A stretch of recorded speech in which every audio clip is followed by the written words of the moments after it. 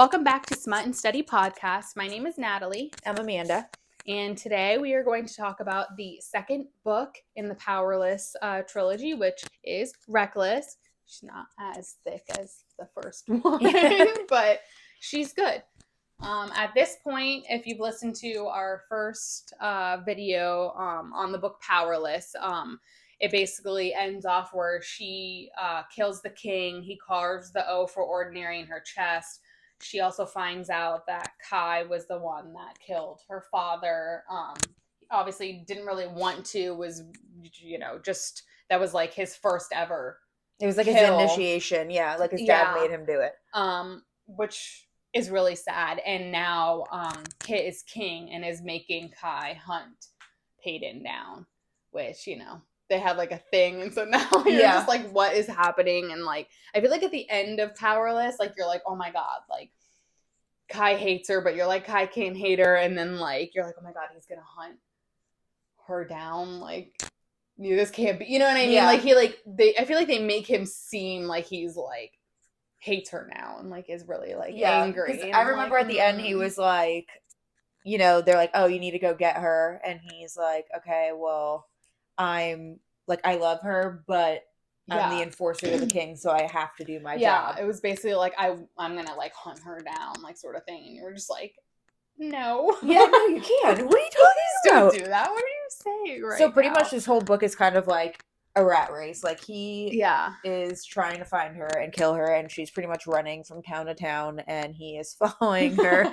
from town to town. And it is such a rat race. It's like cat and mouse. It's literally like he like catches her, and then she like outruns him with her little ninja skills, And, oh my god, I know. And like she survives because she's good at like stealing. Yeah. And poor her, she's heartbroken because number one, she found out that Kai actually killed her dad.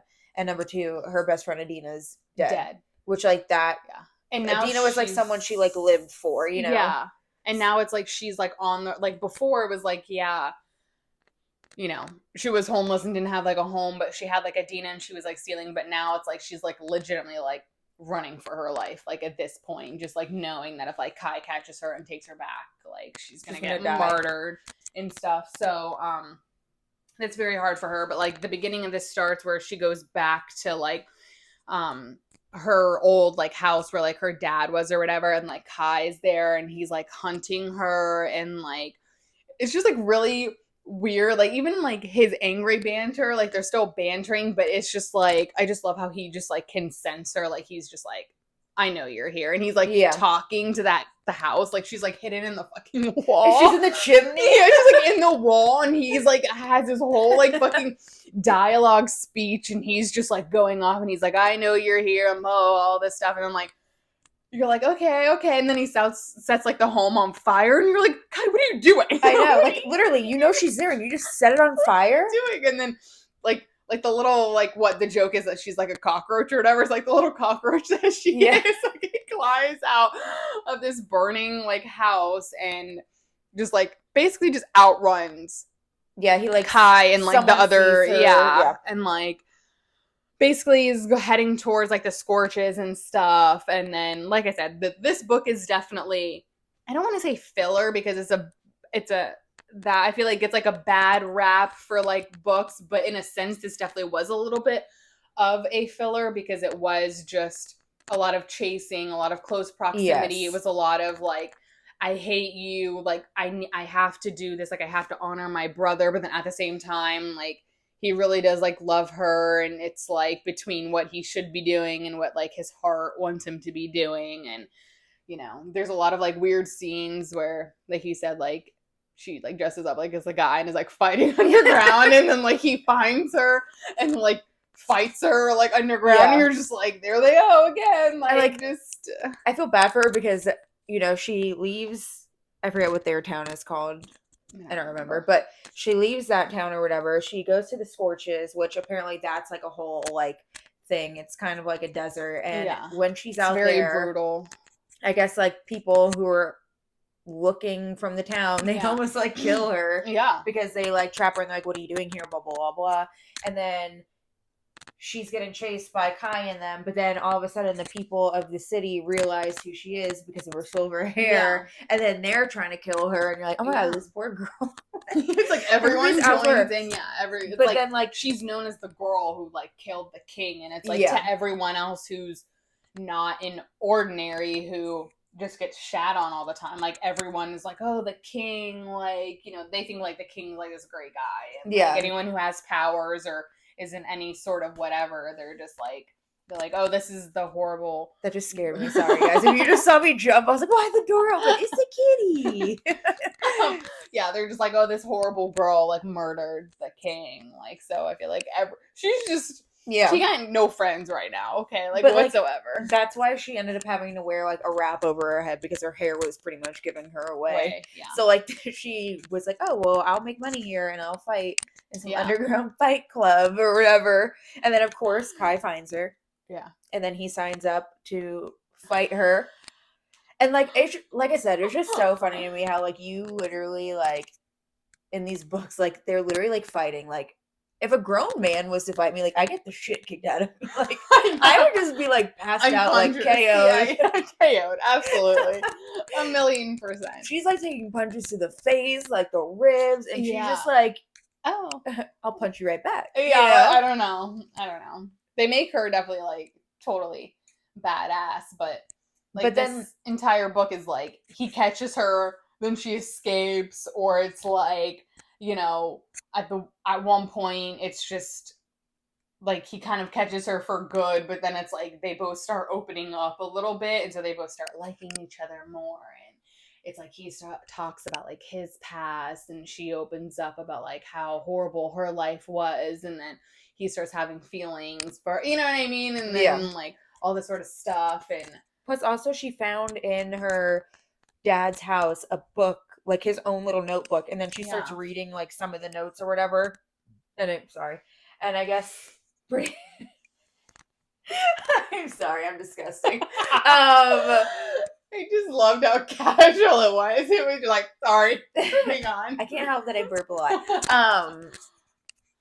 Anyway, she like reads like the notes that the dad wrote, and she pretty much like realizes like what was like true, like pretty much the king used her dad, and when he stopped doing like what he was supposed to do, that's when he ended up getting killed. Which I hate when you read in these books the letters that they find, and they're so sweet and they're so sad. Like every time like I read a letter in a book, I'm like crying by the end of the fucking letter. Yeah, I know, it's so sad. Yeah, so it's like they write like every written paper that's written by someone who obviously is no longer around. It's like they write as if they know that they're just gonna die very soon, and so it's just like everything is like so much more emotional, and it's just like, this is what you need to do, and like this is what happened, and like here's my story, and like this blah blah blah, and you're like, okay. Thanks for that. Thanks for wrecking. Thanks for wrecking it. Yeah, thanks for wrecking everything. Yeah. But pretty much there's like a point in the book towards the end where Kai like takes her into this field. I think they both decide that they're going to just go back to the castle, because at some point she's just kind of like, what am I going to run forever? Like I can't run forever, because he's like, the castlemen are like, they're coming no matter what. Like Kit's never going to rest unless you like come back to the castle. So they kind of like agree on it, but they're like sitting in this like garden with like pretty flowers and stuff, and they're like, oh, we should just like stay here forever and like run away. But no, you go back to the castle. No, wasn't it Kai's idea? Because didn't he like, this is the point where I feel like he was really starting to fall for her, and then it was like she was just kind of like ready to like, she like accepted that she was gonna die, and she was just kind of like, I'm surprised I've made it this long, like it is what it is sort of situation. But then like Kai actually is like really starting to like fall in love with her, and he's just like, no, like if I take you back there, like you're gonna die. And she's like, I know, like I understand. And then I feel like he was the one that was, like we should just like run, and she was just like, no, I didn't. I'm like, oh my god, stop. Yeah, I know. And then Peyton's like, I don't have anybody to live for, and I'm like, him. You have him to live for. Oh my god. But yeah, the biggest cliffhanger at the end of this stupid fucking book. Again, and it's not that big. And that was the thing, like you said, like, you didn't want to say it was a filler book because you're like, it's still a good book. Yeah, like, I ate this up, but again, it's not that thick, so you can eat this up, like, easily. And there was enough in there. There was enough banter. There was enough, like, oh my God, like, what's going to happen?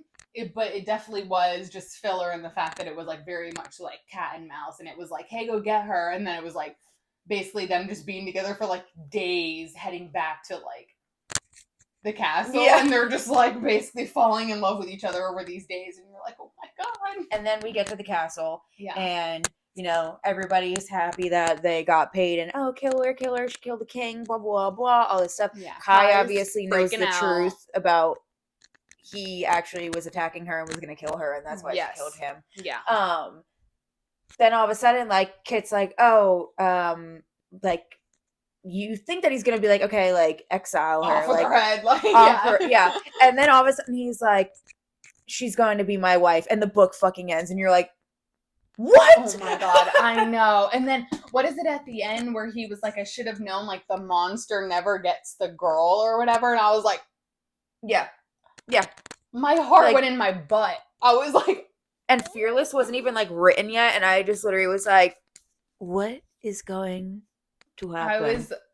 I was like, my jaw was on the floor, my heart was in my butt. I was like, oh my God. Like, not that I wanted her to, like, die, but I just, like, didn't see, I don't know. Another option? I just didn't see that twist, or I thought, like, you know, he'd take her there and then they'd escape, or, like, something would, I don't know. I was just thinking something else would happen. Yeah. Not in the sense of, like, you know, when the ending of the first book to the beginning of this book, like, Kit was, like, hated her. Yeah. Like, he was, like, he loved his father and was, like, every ounce of friendship or love that he had for Peyton was, like, out the freaking window at the beginning of this book. And it was, like, you know, I'm gonna kill her. Like, she should just die. Like, I can't believe she did this to me. Like, blah, blah, blah.